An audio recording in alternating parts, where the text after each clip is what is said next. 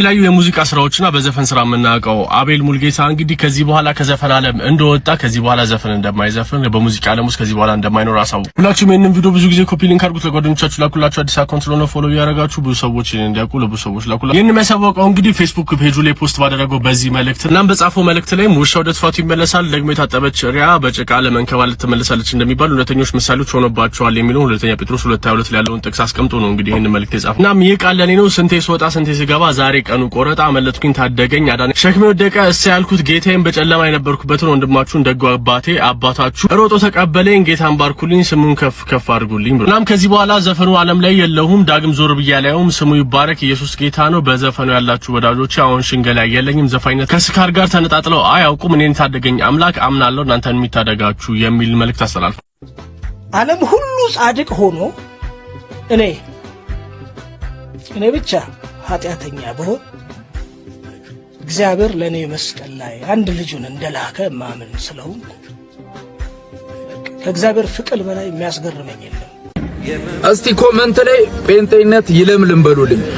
በዚህ ሳምንት 2 አርቲስቶችን ገቢ አድርገናል። ኢየሱስ ጌታ ነው። ላዳነን ጌታ እንዘምራለን ብለው ድምጻዊ አቤል ሙሉጌታና ጂ መሳይ መኮንን በዚህ ሳምንት በይፋ በጌታ መሆናቸውን አውጀዋል። ኮሜንት ላይ ሜንሽን እያደረጋችሁ እንወዳችኋለን እንኳን ጌታ ረዳችሁ በሉልኝ።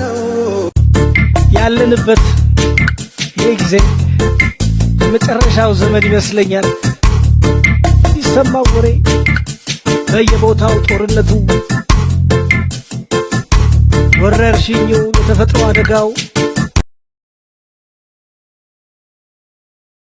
ዘፈን አቆም ያለው ለኢየሱስ እዘምራለሁ ይለናል ድምጻዊ አቤል ሙልጌታ። እነሆ ባለፉት ዘመናት በዘፈኖቹ እጅግ ተወዳጅ የነበረው ድምጻዊ አቤል ከዚህ በኋላ ዘመኔን ለኢየሱስ ሰጥቻለሁ፣ የዘፈን ዓለም የስካርና የውድቀት ነው ሲል ተናግሯል። ይህም ብቻ ሳይሆን ባለፈው ዘመናት በቤተ ክርስቲያን ወጣ ገባ እያለ ሲመላለስ የቆየው አቤል ሙልጌታ ሰይጣን እያታለለ ዘመኔን ሊበላ ነበር፣ ኢየሱስ ግን ደርሶልኛል ሲል አብስሯል። ስለሆነም ከዚህ በኋላ የሚኖረው የህይወት ጎዳና የዝማሬ ብቻ እንደሆነ ይፋ ያደረገው አቤል ሙልጌታ በዛሬው ዕለትም 2003 ዓመተ ምህረት ላይ የሰራውን ዝማሬ ለህዝብ ይፋ የሚያደርግ ይሆናል። ጣይም በርካታ ዝማሬዎችን ለህዝብ የሚያደርስ ሲሆን ዓለምን ሽምጥጥ አድርጎ ክዶ ከኢየሱስ ጋር መጣበቁን ይፋ አድርጓል።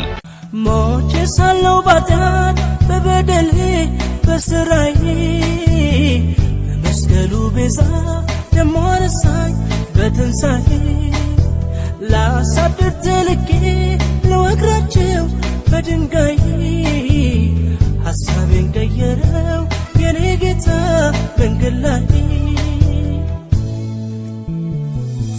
አወቅኩት አየሁት የዘላለሜን ፈሪሳዊነቴን ሸኘሁት ወጌን በኮልታፋ ኢየሱስ እያልኩ አዲስ ፍጥረት ሆኜ ዳግም ተወለድኩ።